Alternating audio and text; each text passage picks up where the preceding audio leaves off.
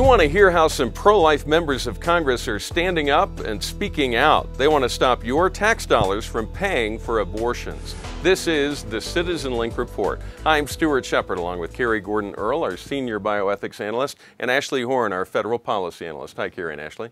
Hi, Stuart. Hi, Stuart. First off, let's talk about the aspect of this that's aimed at defunding the nation's largest seller of abortions, defunding Planned Parenthood. Well, as our viewers may remember, in February, the House of Representatives voted to defund Planned Parenthood. And Planned Parenthood gets about a third of their budget from government grants, money out of our tax dollars, basically. And that defunding vote really mobilized Planned Parenthood, as you would expect. They went out and got a $200,000 media buy. They started a bus tour. And their emphasis in their message was their non-abortion activities. And really, Stuart, nobody disagrees that having pregnancy tests for women, for having STI treatments and those sorts of things is good, but that's not what we're talking about. That's not what this is about. That's not the problem. The problem is abortion, and conveniently, Planned Parenthood has not been talking about that. In their media, in their YouTube videos, they're staying very far away from that. So we decided we wanted to look at Planned Parenthood, at abortion, at money, to kind of see what we were dealing with here. What we found is Planned Parenthood is the nation's largest seller of abortion. Almost 1 in 3 U.S. abortions are committed at a Planned Parenthood facility. That's huge. We also found that nearly 1 in 10 Planned Parenthood clients have abortions. So although most of what they're doing is not abortions, when you look at these numbers, that's amazing. In fact, since 2002, the numbers of abortions at Planned Parenthood clinics are up more than 30%. That peaked in 2009 at more than 332,000 abortions. Now, during that same amount of time, prenatal care to women dropped more than half, and adoption referrals dropped half. Yeah. So we definitely are seeing an increase in the abortion activity and a drop in the others. Let me give you a couple other statistics here.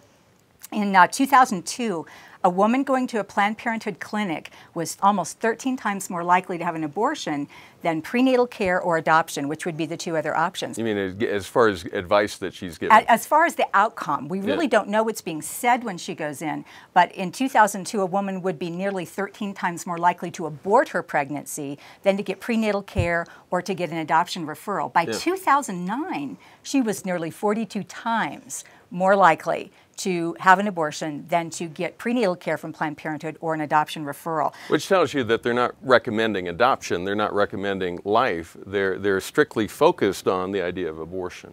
Most certainly when you look at the numbers, there doesn't seem to be any doubt that there seems to be a promotion of it. Now when you talk to people like Abby Johnson, who ran a Planned Parenthood clinic, an abortion clinic in Texas, she said most certainly abortion was the most lucrative part of their business and that they were looking at numbers. They were wanting those numbers to be up. So when you look at more than 300,000 abortions in 2009, we did some math on that and averaged out with that number of abortions what they're charging, and we found that their income was $191 million in 2009. Now that's almost a sixth of their total budget income in 2009. So when you hear Planned Parenthood talking about don't defund us, we really need this money, we're doing good things, but they're conveniently not talking about the abortion aspect of this, you've got to realize that brought in nearly a sixth of their budget in the last year we have records for. Now, the federal money that they're taking in is somewhere north of $350 million, is that right? Correct. Per year?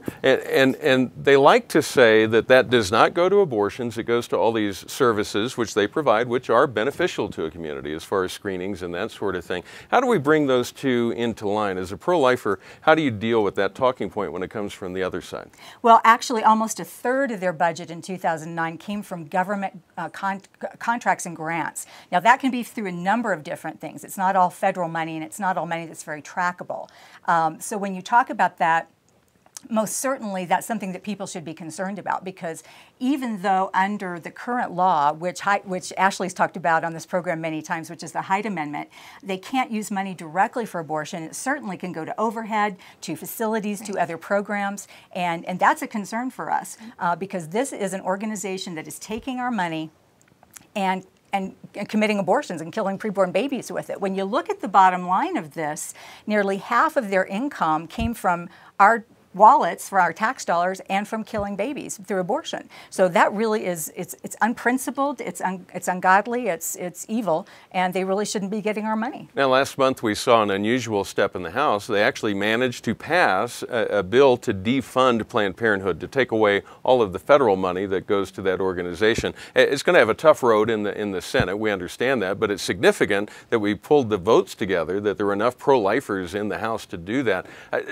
How much of an impact would that have if all of the federal funding got pulled out? Would they shut down? Would they go away? What happens? Planned Parenthood's not going to shut down overnight if their federal funding goes away. I think Carrie made a great point in saying, look, they get a lot of money from a lot of different places, but it sends a really strong message that we want to protect life. We want to protect life in this culture. And so that would be amazing if we could at least take away their federal funding, and it, again, would not shut them down completely. I think most people have been following the news lately or sleeping through the first segment that deals with the federal government right now, because over and over again it's about the continuing resolution, right, which is, even those who are experts in the field get a little glazed over when we start talking about them, because they keep coming up one after another after another. In fact, it's been over a year since we've had an actual budget passed in the Congress. We've been running on these short-term measures. The latest one set to expire shortly, another one under consideration to move in after that. You've been hearing on the mainstream media lots of talk about, well, the folks on the other side are going to hurt children and old people and cut funding for this, that, and the other. And then the folks from the other side are coming back saying, well, you're going to cut money and hurt these people and these people and these people. And that's why we all sort of tune out. But in the midst of that, Ashley, there's also some serious progress being made on the pro-life issue in the course of these continuing resolutions. Tell us what's going on. They are making some progress. You just mentioned that H.R. 1, that was the first spending resolution, continuing resolution, did include pro-life measures. That included defunding Planned Parenthood, which was incredible. We hadn't seen that at all. It included banning abortion funding in the District of Columbia. We've talked about that on this program. It also included banning funding to international groups that promote or provide abortion. So the House started out great initially. We were very pleased. That bill moved into the Senate and it died. It was voted down. So back to the drawing board. These guys need to come together, the House and the Senate, and really fund the government for the rest of 2011. And so that's when you hear these short-term resolutions coming up.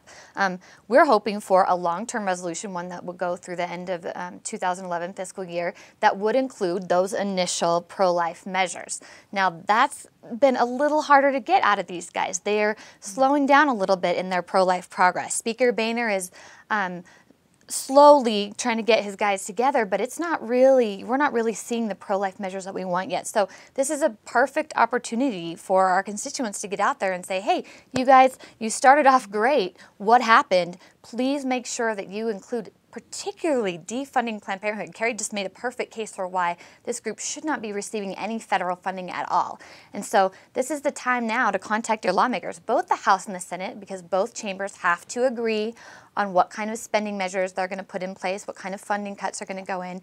And we say, hey, Planned Parenthood is the perfect opportunity. I'm sure we have people watching right now who are ready to do exactly that. They've heard what we're talking about, they're moved by it, want to go. Where can they go to speak out? Where can their voices be best heard? It's very easy, CitizenLink.com. Go right into our Action Center and you can email your House member, you can email your 2 senators, tell them to please defund Planned Parenthood and instill more of these pro-life funding cuts into whatever resolution they come up with. And so I do want to make mention, there is the short-term resolution. This upcoming one is only going to be a 3-week resolution. And what we've seen, this is the second one now, these guys might be thinking, well, let's pass short-term resolutions and we don't really need to include the pro-life measures because they're short. They're a 3-week resolution.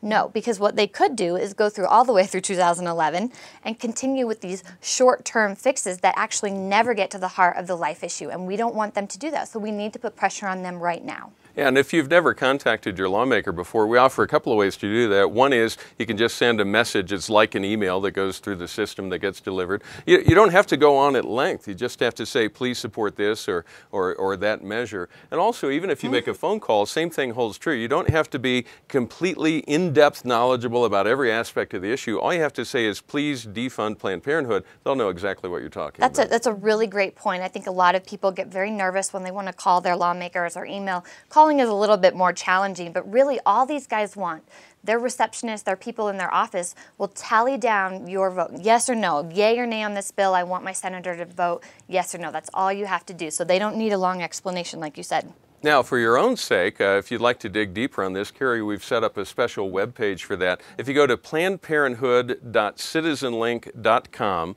yes, there are 2 dots in there. It's plannedparenthood.citizenlink.com. You'll find a wealth of information. Give us a little idea of what's on that page. Well, a lot of the statistics that I've given here today, some of which have been on the screen, are on there, as well as a list of some of the things that Planned Parenthood lobbies for.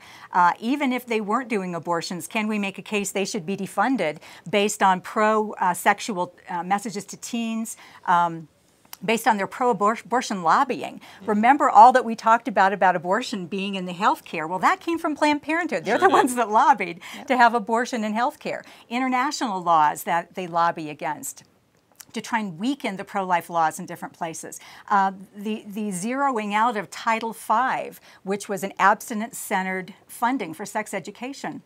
Thanks to Planned Parenthood, that went from $1 million to 0 in 3 years. So those are the sorts of really, I think, arguably pro-abortion and anti-family activities that Planned Parenthood is involved in, whether they were committing abortions or not. They need to be defunded. All right. Well, thank you, Carrie. Thank you, Ashley. And thank you for watching. We always appreciate getting your insights. You can write to us at mail@citizenlink.com. We do encourage you to pray for our brothers and sisters in Japan. We've been hearing from our ministry partners over there, and they've been trying to sort things out and put things together in the aftermath of the major earthquake and tsunami. Do keep them in prayer and take time to remember them and pray for their safety as well as for their spiritual uplift during this very challenging time for that country. And remember, here in the U.S., stand tall and be heard.